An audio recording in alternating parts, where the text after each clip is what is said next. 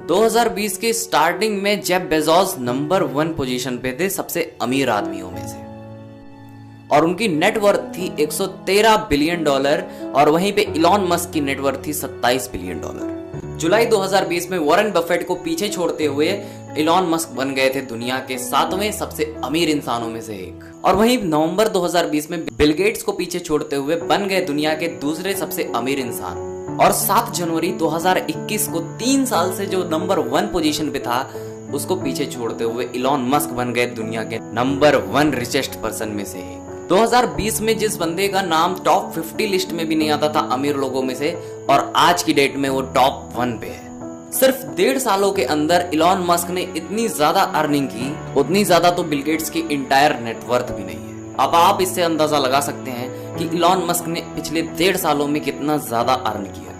चलिए हम शुरू से स्टार्ट करते हैं। 12 साल की उम्र में अगर कोई बच्चा रहता है तो वो क्या करेगा? पढ़ाई करेगा, गेम खेलेगा, यही सब करेगा।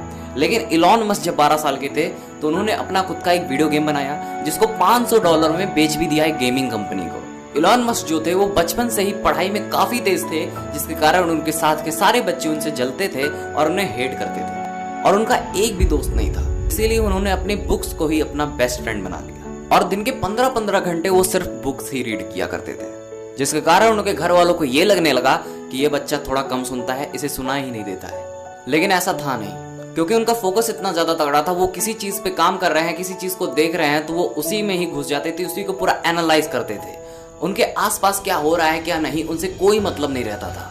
जहां पे एक नॉर्मल आदमी हफ्ते के 48 से 40 घंटे काम कर पाता है, वहीं पे इलॉन मस्क जो है वो 100 घंटे हफ्ते में काम करते हैं। और हैरानी की बात तो ये है, ये अपने काम से कभी भी हॉलीडे नहीं लेते हैं। बहुत लोग सोच रहे होंगे एक हफ्ते काम करते हैं 100 घंटे, अगले हफ्ते 2-3 वीक्स वो एंजॉय करते हैं, पर ऐसा नहीं है। वो पूरे हफ्ते काम करते हैं और जितनी अपनी लगन थी सब पूरी अपनी ताकत झोंक देते थे, और वो अपने काम पूरे फिनिशिंग के साथ करते हैं, पूरे फोकस के साथ करते हैं। ऐसे ही नहीं वो दुनिया के नंबर 1 इंसान बन गए, वो भी पिछले 1.5 सालों के अंदर। अब बहुत लोग कहेंगे ये किस्मत का खेल है, इसकी बंदे की किस्मत अच्छी थी इसलिए इसकी कंपनी चल गई, इसको सक्सेस मिल गया, पर ऐसा नहीं है। ये पागलपन इसका बोलता है, और इनकी पागलपन की वजह से ये आज यहाँ पे है। इस पागल ने वो सोच के दिखाया है जो कि एक आम इंसान कभी अपनी जिंदगी में प्रिडिक्ट ही नहीं कर पाता। इस बंदे ने लोगों की प्रॉब्लम सॉल्व करने के लिए कई सारी अपनी कंपनी खोल डाली। जैसे कि इन्होंने देखा कि लोग बैंक के सामने चेक्स लेके खड़े रहते हैं, बहुत टाइम लग जाता है, जिसके कारण इन्होंने बनाया X.com, जिसको बाद में हम पेपैल के नाम से भी जानते हैं, और eBay ने बाद में इसको खरीद लिया $1.5 मिलियन में, जिसमें से एलॉन मस्क को 180 मिलियन मिले थे।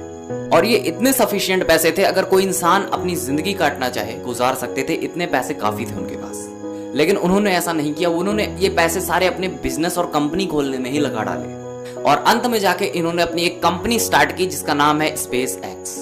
उस वक्त रशिया रॉकेट्स के मामले में बहुत ही अच्छा माना जाता था, और इलॉन जाते हैं रशिया रॉकेट्स खरीदने के लिए, पर वहां इनकी बहुत ज्यादा बेइज्जती होती है। और वहां से आने के बाद इन्होंने खुद से ही सीखना चालू कर दिया, बहुत सारी बुक्स पढ़ डाली। जब इन्होंने अपना पहला रॉकेट लॉन्च किया तो वो फेल हो गया, और जब दूसरी बार लॉन्च किया वो अर्थ के बाहर तो चला गया, लेकिन वो ऑर्बिट में नहीं जा पाया था। और इतने फेलियर होने के बाद भी जब उन्होंने तीसरा रॉकेट लॉन्च किया तो वो रॉकेट भी स्पेस में जाने के बाद डिस्कनेक्ट हो जाता है। और इनके जब लगातार 3 रॉकेट फेलियर हो गए तो इनका बहुत ज्यादा लॉस हो गया था। इनकी जगह कोई और आदमी होता तो वो सुसाइड करने के बारे में या भाग जाने के बारे में ही सोचता रहता, और इनके फेलियर की वजह से नासा भी इनके साथ डील नहीं कर रहे थे।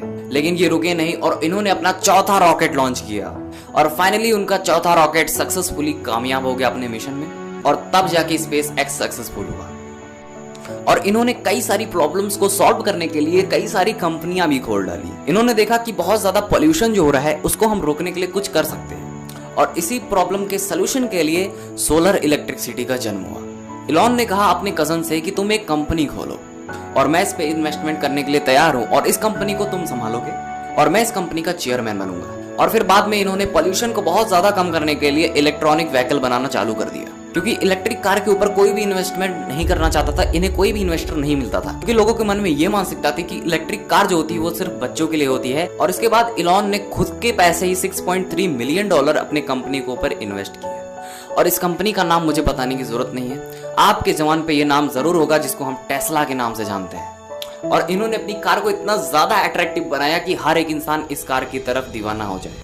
उसके बाद इन्होंने दी बोरिंग कंपनी को इन्वेंट किया। यह आइडिया इलॉन को तब आया जब वो ट्रैफिक में थे और अपने काम के लिए फंस गए थे।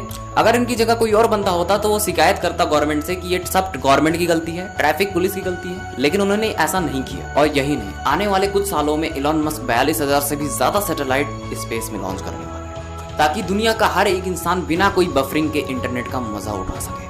Tesla, SpaceX, PayPal, solar city, इनके अलावा बहुत सारी कंपनियां भी हैं। दोस्तों अगर आपको वीडियो पसंद आई हो तो वीडियो को लाइक करें और चैनल को भी सब्सक्राइब कर बेल आइकन को जरूर से प्रेस करें ताकि हमारी लेटेस्ट वीडियो आपको तुरंत मिल सके। धन्यवाद।